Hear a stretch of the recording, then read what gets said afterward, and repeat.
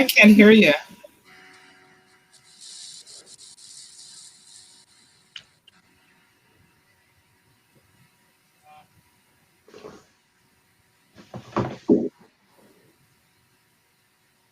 Okay, ready, go. Good afternoon, everyone, and welcome to Wellspring Presents, a health and wellness forum sponsored in part by the Berean, Niles, Philadelphia, and All Nations Seventh-day Adventist churches. Our topic today is stress and the growing epidemic and silent killer. My name is Debbie Withers, and I'll be your moderator today. We'll be hearing from a panel of experts on the topic of stress and also taking time to answer your questions. So please listen carefully, think about how you'd like to address your questions, and put them in the chat. We'll be getting to them as time permits and in the Q&A session at the end. Stress has been called a growing silent epidemic, affecting every dimension of our lives, compromising our immune system and contributing to a number of health conditions. We experience stress every minute of our lives, whether it's slight or intense, it's always there, and in this time, most likely escalating, in no small part as a result of the COVID-19 pandemic. This month is also Women's History Month, and we know that women report stress more than men, in part because women tend to have multiple roles in society, more than in the past, and this contributes to felt stress. I did a quick Google search yesterday afternoon on the word stress and then clicked on news. Over 411 million articles popped up in the 0.38 seconds it took to run the search.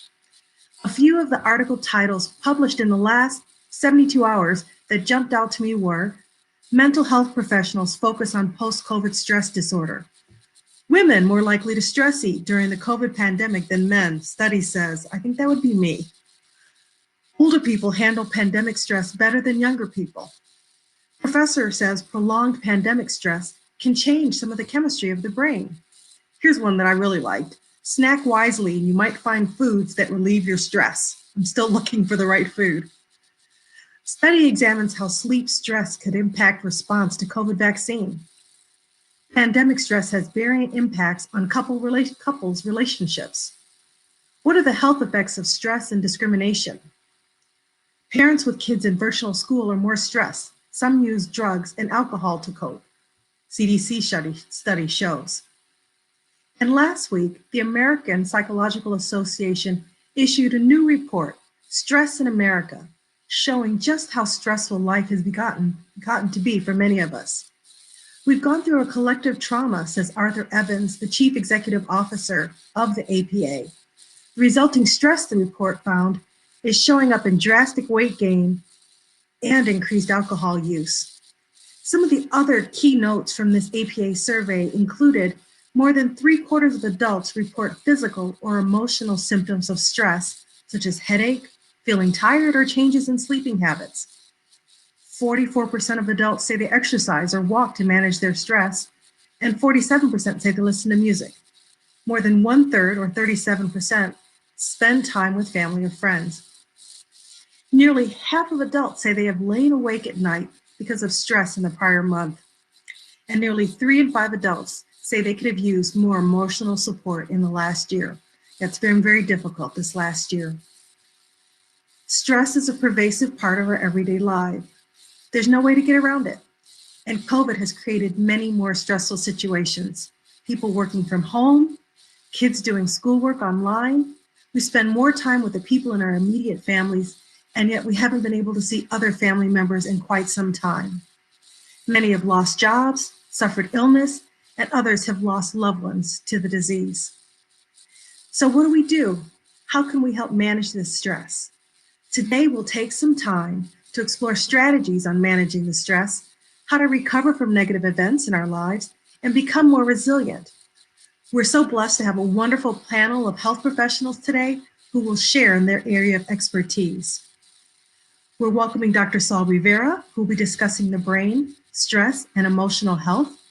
Dr. Susan Wilford White, covering stress and its impact on the immune system and our children, especially during COVID. Dr. David Sidlacek, stress and its role in destructive addictive behaviors, and Dr. Sandria Nixon with stress and COVID in adult America. Also joining in the question and answer period will be Dr. Judith Fisher and Dr. Carol Wolford Hunt. Thank you so much to all of you in advance. So let's get started as we welcome Dr. Saul Rivera. Hello, Dr. Rivera. Thank you for joining us. Could you please introduce yourself and share with us how stress affects our brain and emotional health? Well, hello, Debbie, and hello to everyone who's watching. Thank you for being with us at this time. My name is Dr. Saul Rivera. I'm Assistant Director for Clinical Services at Miami University here in Oxford, Ohio. I'm a licensed psychologist, and my topic is the brain, stress, and emotional health. So, again, too broad of a topic for the little time that we have, so we could spend the rest of the afternoon talking about that.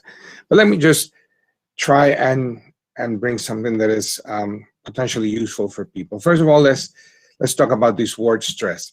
Where does it come from? What does it mean? And how does it affect you, me, and everybody else in different ways?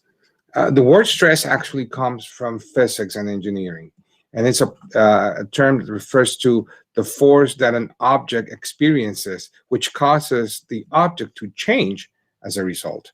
Now, when you think about that and you apply that to emotional health, then that's a lot there for us to learn, right? There is a force that is applied upon us and causes us to change in several ways. Now, stress may cause us to change biologically.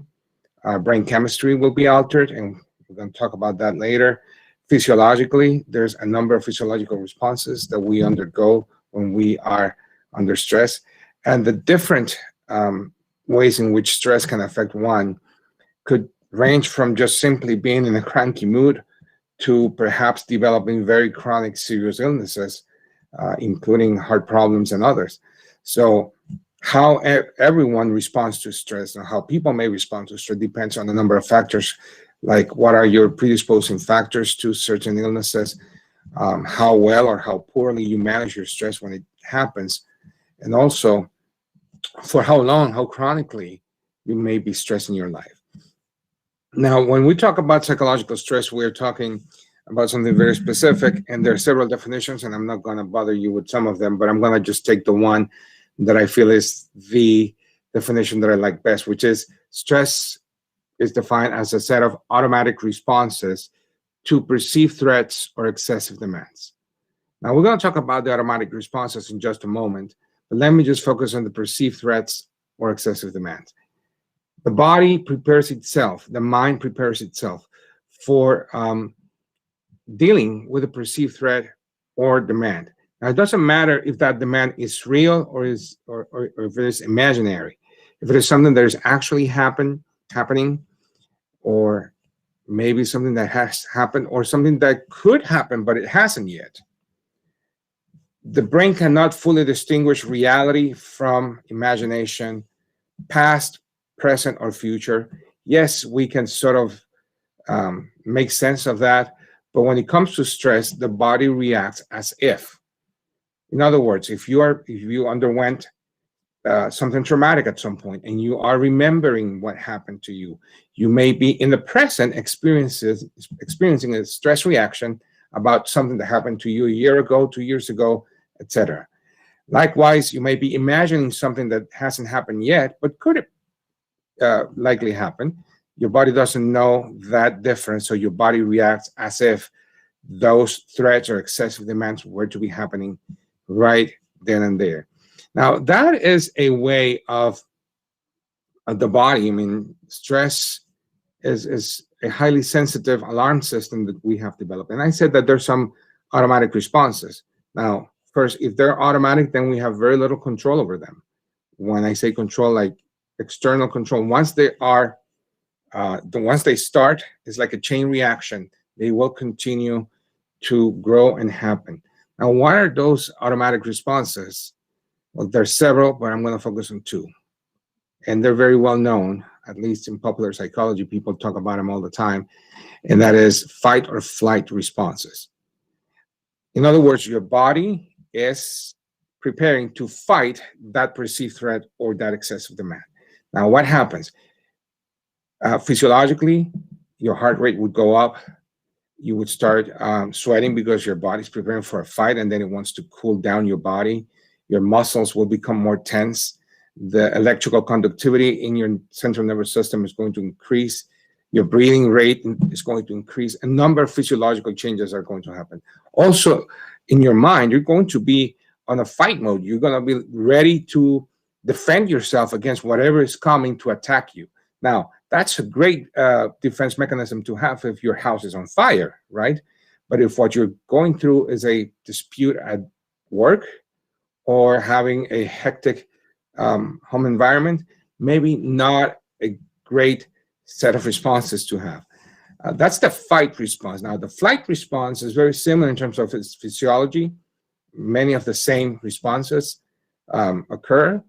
The main difference is the psychological response. In the flight mode, you're basically ready to flee away from whatever is causing you to feel stress, from whatever is causing you to feel as threatened, or there's something too big coming my way and I don't know how to handle it. So if I can't handle it, if I cannot fight this thing, at least I can run away from it, right? Again, a great defense mechanism if we are in the middle of middle of the jungle and there is a wild animal that's chasing after us. I mean, if we cannot fight the wild animal, at least we could at least try and climb a rock or a tree or something. But when we are facing other types of things that are unescapable things, this fight-flight mechanism doesn't work as well. Say that the stressor at hand is an exam, which is something that is common for students nowadays. You cannot fight the exam, right? All you could do is study for it. And yes, there's a set of responses that may help you to study. So a little stress in your life is not a bad thing whatsoever. Now, too much stress, on the other hand, may cause you to not sleep the night before your exam, be worried about what's going to happen, and maybe the next day not even want to go and face that exam. That may be more of a flight response to flee away from whatever stressor you're experiencing. Now, fight flight, like I said, having some stress in our life, it's normal, it's expectable. It's something that we shouldn't necessarily shy away from. Some stress is good. I always say to people that if someone ever says to you that they are planning to cure you from stress, then beware, because they either don't know what they're talking about or they are planning to kill you. Because there's no known cure for stress. Some stress is okay, it's expected, it's something that we should learn to deal with. Now, prolonged stress, on the other hand, periods of high intense stress, our bodies are not prepared to sustain that level of increased activity, of increased metabolism, of increased alertness for too long. Now, I want you to think about this more or less about a car.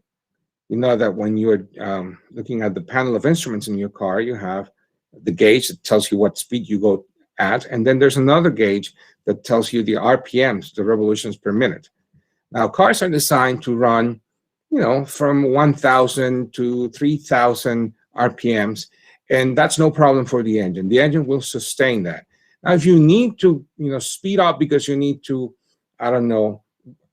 pass in front of a truck in the middle of a highway and you want to speed up some, you can floor that accelerator. The RPMs are going to go up. They're going to go up to 6,000, 7,000, and then you're going to pass that truck and eventually slow back down, right? The engine, the tachymeter will go back down. Now imagine that you try to run your car at 7,000 RPMs or 8,000 RPMs every single day, every single time you sit behind the wheel. That engine is going to blow, right? It's going to at some point say, I can't go on like this. I'm going to break down. And that's exactly what happens to our bodies and to our emotions even.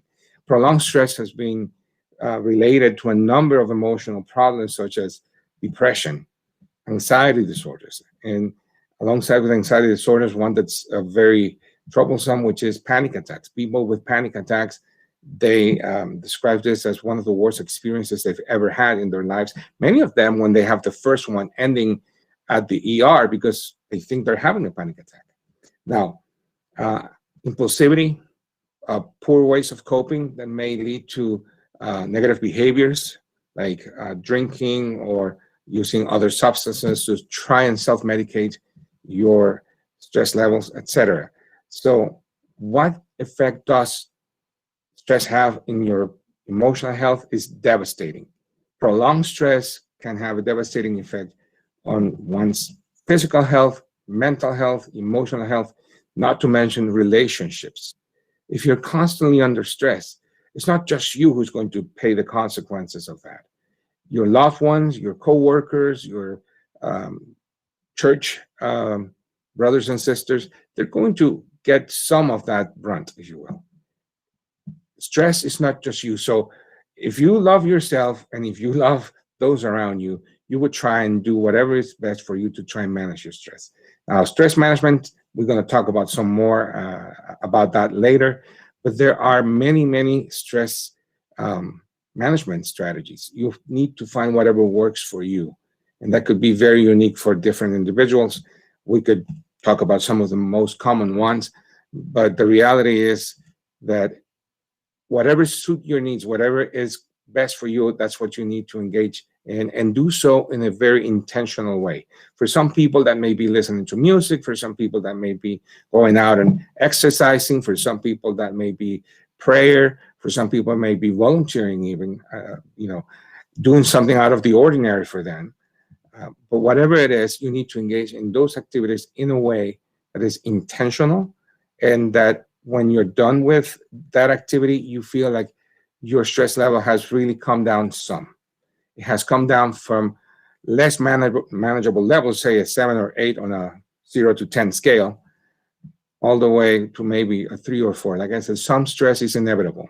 We should expect it. What we shouldn't expect is this kind of chronic stress that is very severe, very pronounced, and that is there for a very long time. So I'm going to just stop right here because I don't know how much time I have left, and I want to leave some time for the other presenters. But we'll come back during the Q&A section and talk some more about coping strategies. So, Debbie?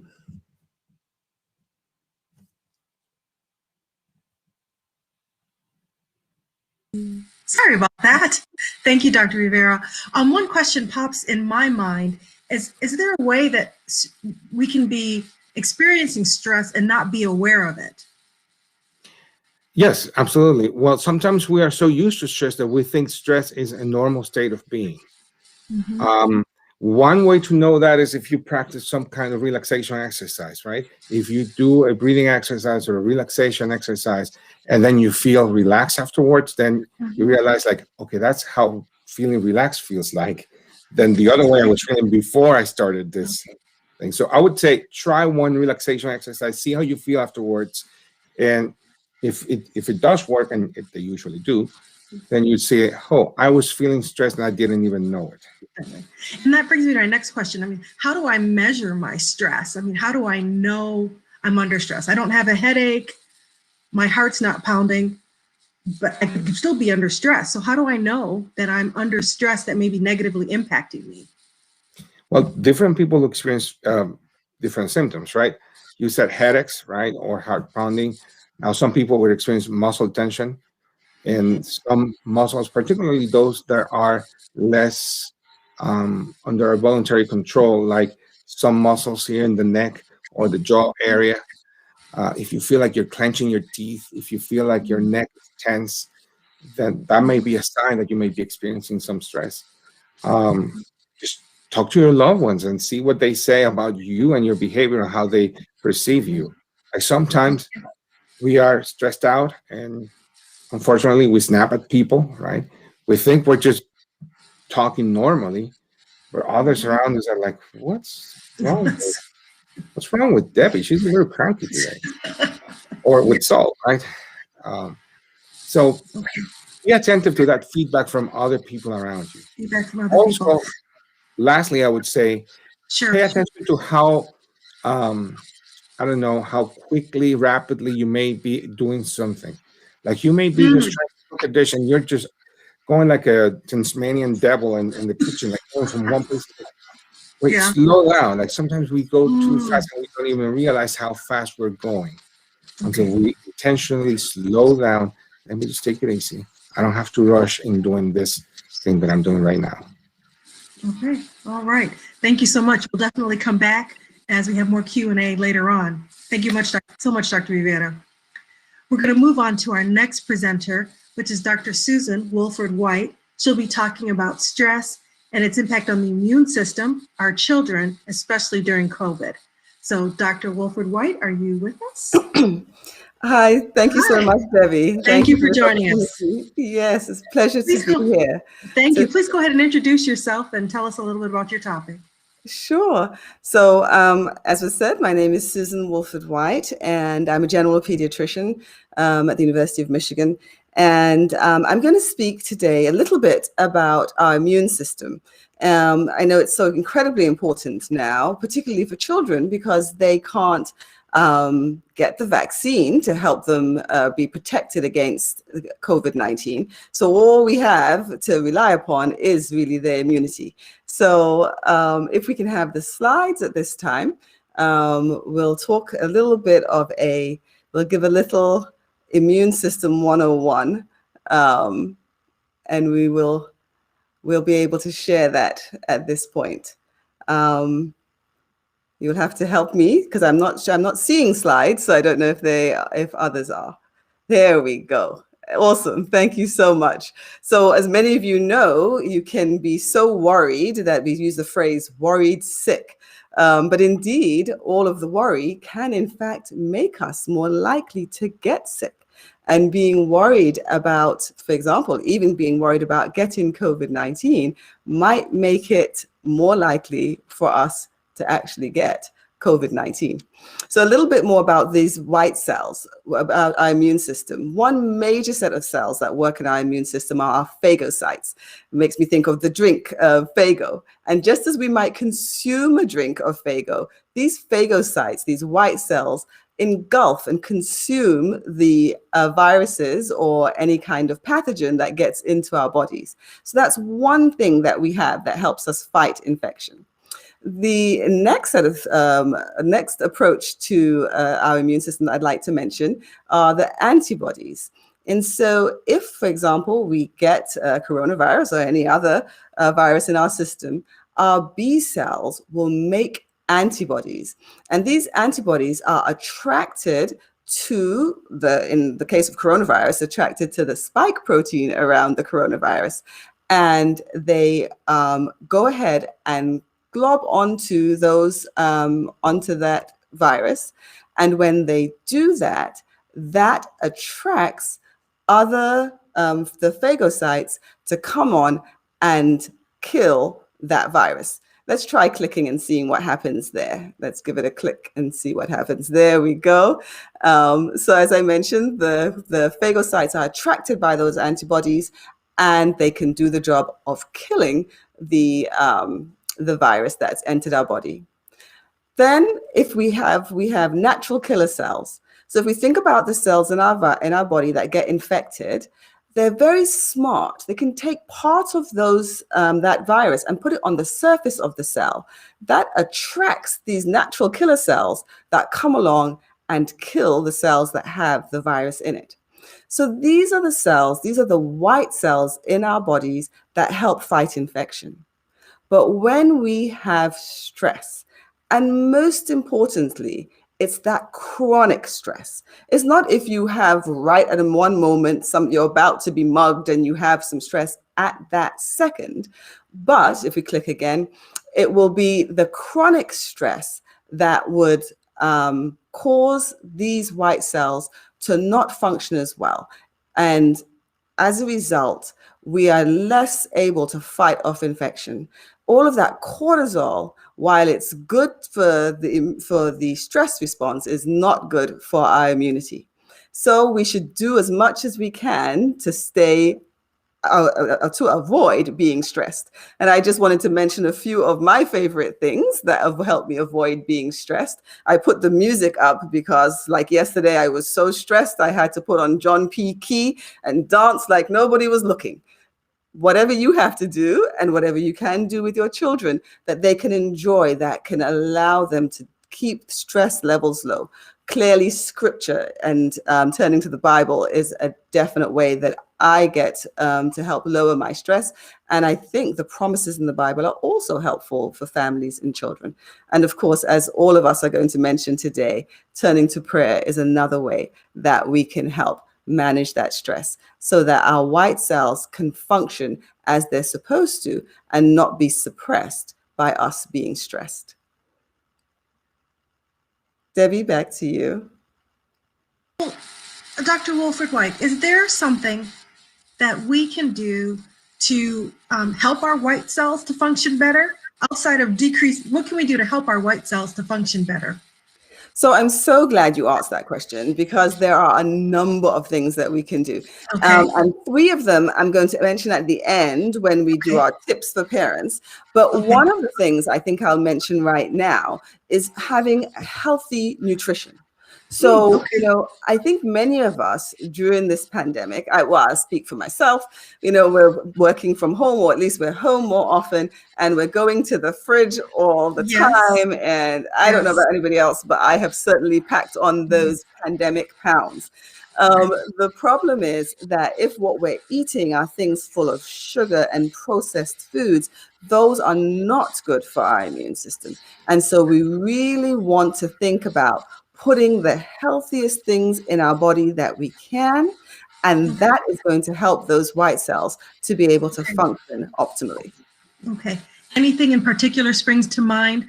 Oh, yes, green leafy vegetables. Green leafy vegetables. The answer to every problem in the world. Learn to like. Absolutely. Absolutely. It seems like eating well answers so many of our problems.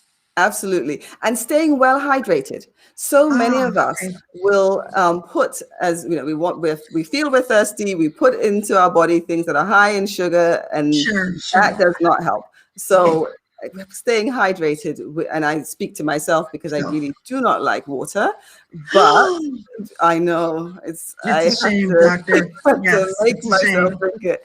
But truly, it makes a difference to stay well hydrated with water. Is a good thing for our immunity. Okay, well, thank you. I'm going to show off right now in the chat my water bottle.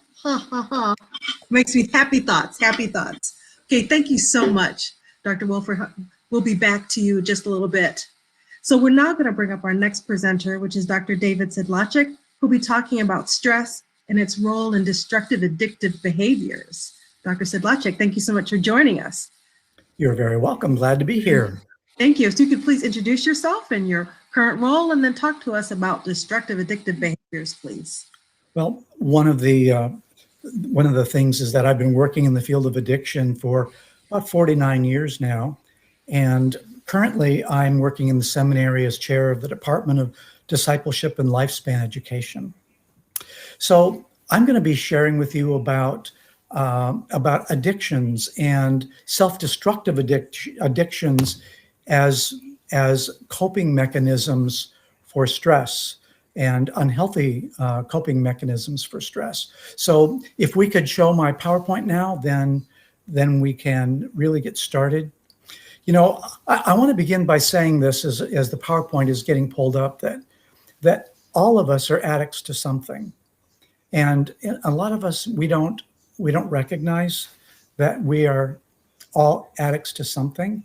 And I think looking at that is something that's going to be important. So as I'm beginning, I want us to begin just with a little bit of self-examination. How am I coping with stress? And are my coping mechanisms healthy for me or unhealthy for me? And have they even crossed that line into addictions where perhaps I even have lost control and I'm doing more of those things than I would want to, or that is healthy for me? So let's go on to the next slide, please. So this is important. According to the Centers for Disease Control, as of June 2020, 13% of Americans reported starting or increasing substance use. Now, as of today, this is 2021, that 13% is now 23% of Americans report starting or increasing the use of substances as a way of coping with stress or emotions related to COVID particularly. And also overdoses have spiked since the onset of the pandemic. And so this reporting system shows that the early months of the pandemic brought an 18% increase in nationwide in overdoses compared to those in the same months the year before. So just thinking about that. Now we're going to be taking a look at multiple addictions, but just think about the impact of substance abuse just in and of itself, and how people using substances to deal with the stresses simply related to COVID. I mean, these are amazing statistics that we need to take a look at, because we are not immune from these pressures and stresses. So let's go on, please. So the trend has continued throughout 2020, according to the American Medical Association, which reported in December that more than 40 US states have seen increases in opioid-related mortality, along with ongoing concerns for those with substance use disorders. So 40 out of the 52 states, their statistics showed an increase in mortality. I mean, that is a sad state of affairs when it comes to substance use. So there's a sort of perfect storm of factors that we know that bring increases in drug use. People are more stressed and isolated now. You know, what are some of the stressors? You know, some of us can't work. Some of us can't go to our work. Some children, for example, they have to stay home. And so, you know, that's a stress on the children and additional stress on the parents.